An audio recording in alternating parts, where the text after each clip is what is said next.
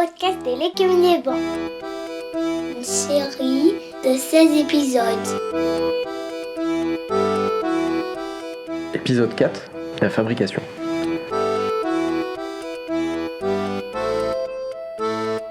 À l'époque, la fabrication menée par les enfants concernait tous les préparatifs de l'écume des vents. La construction des vigies et des abris, l'observation, la navigation, le dialogue avec les vents, la musique, la création de beauté, la communication, la couvaison, la culture des rosiers, le transport, la cuisine et le jour de la fête.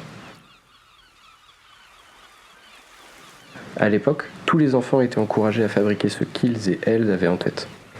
Les adultes leur prêtaient leurs vrais outils et leur apprenaient à bien s'en servir. La fabrication, c'était chaque fois l'expérience passionnante de faire naître quelque chose de nouveau avec ses mains et son cerveau. Pour escorter les embarcations invitées entre les récifs ou partir préparer la fête avec des créatures océaniques éloignées, les enfants de l'époque sculptaient des surfes de pierre, légers et maniables, dont certains menhirs sont peut-être les prototypes, et des pirogues nées d'un seul tronc d'arbre, comme les autobus en bois de la ligne 21, la ligne spéciale Écume des Vents. Pour pouvoir se rassembler, même en cas de pluie, ils et elles fabriquaient aussi des abris de feuillage, des tipis de bois flottés, des cabanes tapissées de vases, des igloos de saules recouverts d'algues. Parce que la musique jouait un rôle très important dans l'écume des vents, une grande partie de la fabrication concernait aussi ces instruments. Certains existent encore, comme les becs de noix, les bâtons de pluie ou les harpes éoliennes. D'autres se sont transformés avec le temps, comme les bouches du vent, devenues des accordéons, ou les monocordes, nos futurs violons.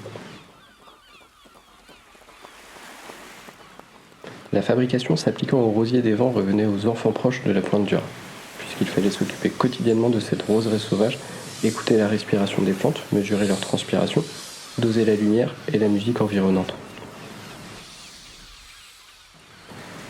Pendant les préparatifs, tous les enfants de l'époque créent aussi des sculptures, des peintures, de la beauté à partager comme la grande mosaïque cartographique, la pierre de Plogoff ou la table gravée de noms de fêtes. Pour le grand jour dit, les enfants se créent aussi des parures avec des plumes, du feuillage, des algues, des coquillages, tout le vivant qui les entourait. Enfin, n'oublions pas la cuisine et la pâtisserie développées sur leurs fourneaux de plein air par tous ces enfants qui rivalisaient de recettes et d'inventivité, utilisant aussi les plantes sauvages, l'eau de pluie, les nuages, comme dans la grande soupe de la mer. D'ailleurs, c'est lors de préparatifs de l'époque que le Queen Lemon a été inventé par 3 enfants particulièrement gourmands.